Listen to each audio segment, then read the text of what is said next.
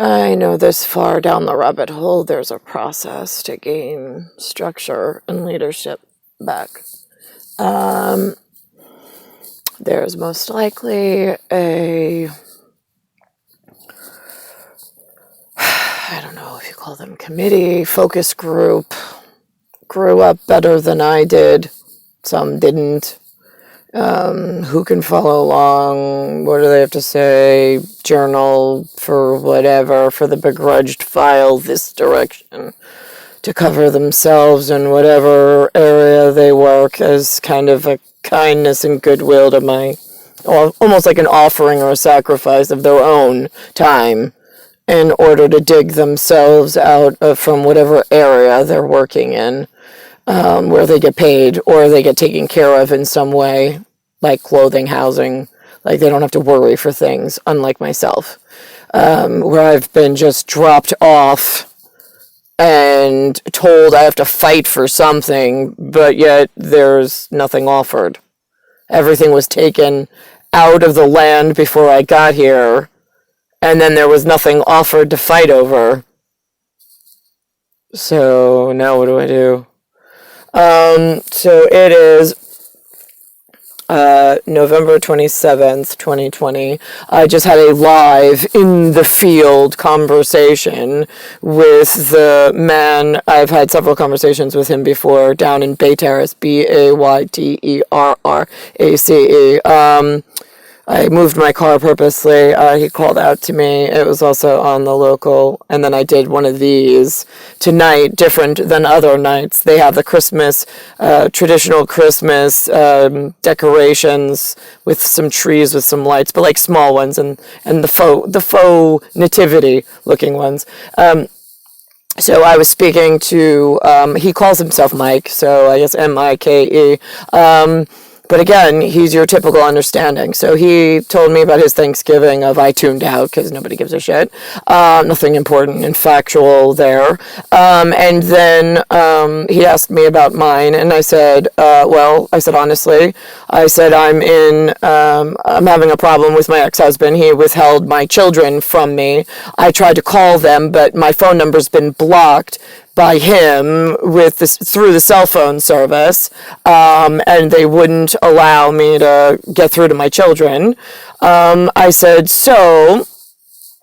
I didn't get to see my kids, I didn't get to speak to my kids, and I had to spend the day with my two parents I absolutely fucking hate. And the turkey was totally raw. I said, and the guy that, like, the shitbag, like, that just moved in, that I fucking hate. And I said, but he's the father to, like, one of my kids. So then he's like, well, and then he's going on about cursing. I go, do you even know the origins and, like, the reason why people curse? I was like, do you even know? I mean, like, I don't normally go into this with humans, but what happens is a curse is like a seasoning to a chef.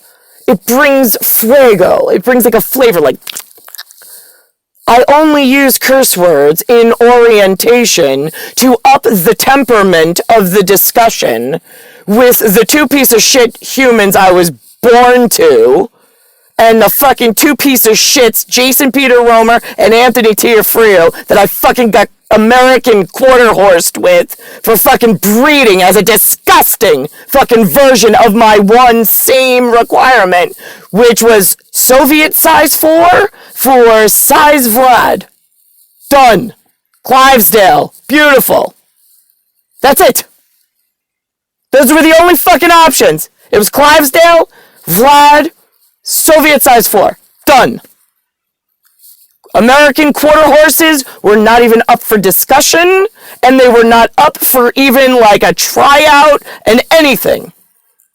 But this is what your asshole generation did.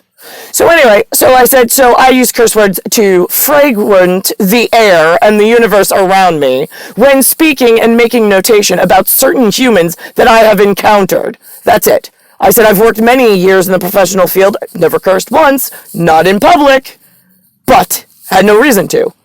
It's just mannequins talking to one another, means very little. And in fact, then he's like, and then there's two guys on the street, and I told them, and I'm like, yeah, okay, here's the thing. When you mannequins, it's like being in a boutique and you go up to the mannequins, they start talking. Nobody listens. Nobody fucking cares. Nobody cares. They just don't. I was like, so, you talking about, like, mannequins and you educating them? Nobody cares. I said, you see that guy walking over there? He doesn't matter. See the woman over here? She doesn't matter. See the people over there? They don't matter. You don't curse. You just, whatever. Nobody likes you. Nobody cares about you. Nobody's coming to help you. You move on. You're just useless pieces of flesh walking around with no purpose. And he's like, uh-huh. And so I'm like, so you know what you really should be asking yourself, Mike? I was like, see all of these automobiles? Right, yeah, see, if you're in, it's a proven fact. I said 100% accuracy. You put one human in one vehicle, you turn the engine on in a closed box setting, say a garage, and you leave them there, you come back, all of a sudden the human's dead and doesn't come back. You repeat somebody volunteered for it, but whatever. You repeat the study over and over again, they keep dying. So how, Mike, I'm just curious, did they allow mass production of an automobile industry? And he's like, well, but it's a necessity. I go, since when? I said, my grandfather didn't own a car until he got to New York and until way later.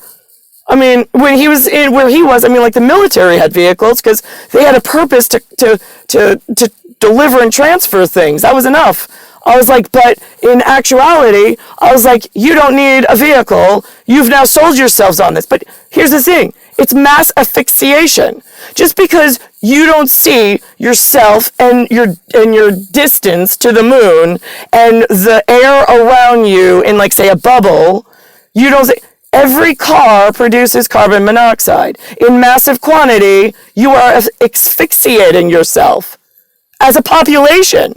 And nobody seems to be concerned or creating any kind of alternative.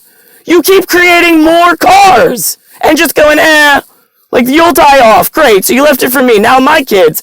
And it's causing massive malaise, memory loss, all sorts of disgusting, like things that the body's not optimally, like, performing. And he's like, yeah, but we have, like, all this freedom and options. I go, no, you don't. You're under an asphyxiation, a forced asphyxiation, where you're going to die slowly by suffocation. And you, as an animal inside the fish tank of, say it's water, somebody comes and puts an algae something in it. Algae needs oxygen, so now it's taking oxygen away from the fish. It starts to grow and take hold on the glass. Doesn't seem like a big deal in the first decade. Second decade, it grows a little bit more, takes more. Fish start dying. And after, I mean, like, this is what you're doing with the automobiles, the cars, and all the toxic carbon monoxide without any hope of fixing it. And I was like, I can't just get off planet. I said, I'm in this containment unit with you, Mike. I was like, and your malaise as to, like, it is what it is. No! Like, where are the people, like, how did they get an allowance to do this on a world scale? Who said, you know what, I think we should mass asphyxiate all of the population of the continent of America and go with that? Why? So this way you can have us all die and then the people from Malaysia can come over and take the land without having to have a war. Because that's what it fucking looks like to me, you fucking pieces of shit.